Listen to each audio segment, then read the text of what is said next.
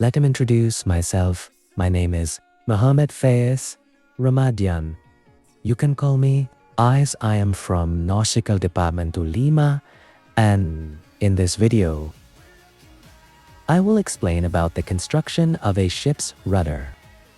Just go straight to the video. We are all familiar with the use of a rudder, which helps in turning a ship as and when required. Rudders are the principal system for the entire motion and control of the ships. But we must not forget that the entire rudder action is dependent on another pivotal system called the steering gear. The steering gear system has been an indispensable part of the ship's machinery since the advent of the very early ships, which were operated by hand. As ships continued to grow in size and became faster, modern systems easing human effort were incorporated.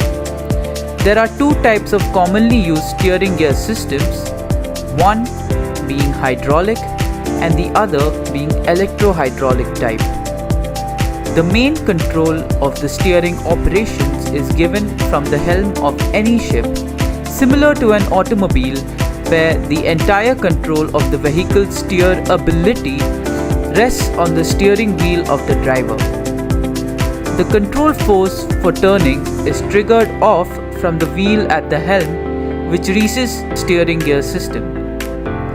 Advanced electro-hydraulic systems are predominant in ships nowadays. Actuators are now mainly electrically driven by power units.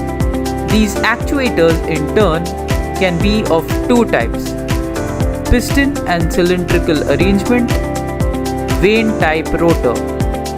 In this video, we are discussing the hydraulic ram type steering gear. There are 4 hydraulic cylinders attached to the two arms of the actuator disc on both sides. These cylinders are directly coupled to electrically driven hydraulic pumps which generate hydraulic pressure through pipes.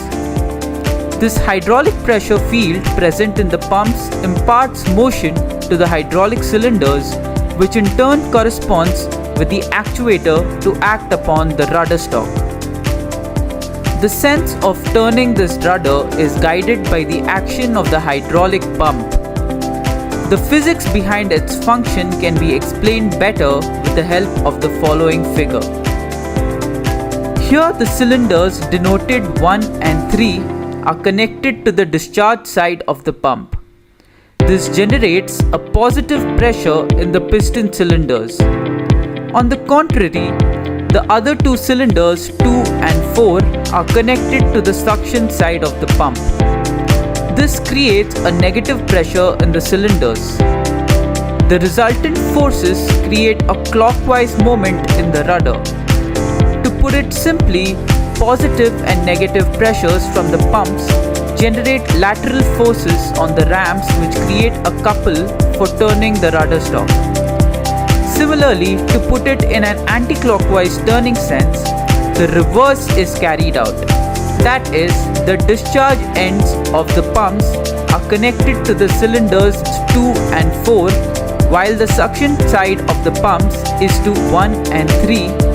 This reverse pressure flow from hydraulic pumps is achieved with the help of control valves operated from the wheelhouse. The ram type steering gear arrangement produces a considerably high value of torque for a given applied power.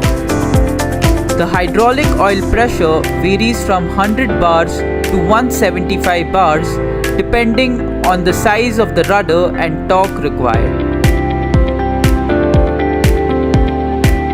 As per SOLAS requirements, all tankers of more than 10,000 gross tonnage and all other 70,000 gross tonnage vessels should have a Safe-Matic steering gear. Arrangements should be there to isolate the fault and continue using the steering system in an emergency. To avoid total failure of the steering system, automatic isolation and bypass valves are introduced to the system. Under normal conditions, one pump satisfies the need of all 4 ramps. In case of leakage, the system level switch gets activated, starting the standby pump and raises the alarm. But if a further leak persists in the system, it initiates the bypass and isolation valve. Now, the steering gear runs on 50% of its torque, isolating the faulty set of ramps. Now, the other system without a leak will operate the pump and the ram associated with it will move as per the desired command.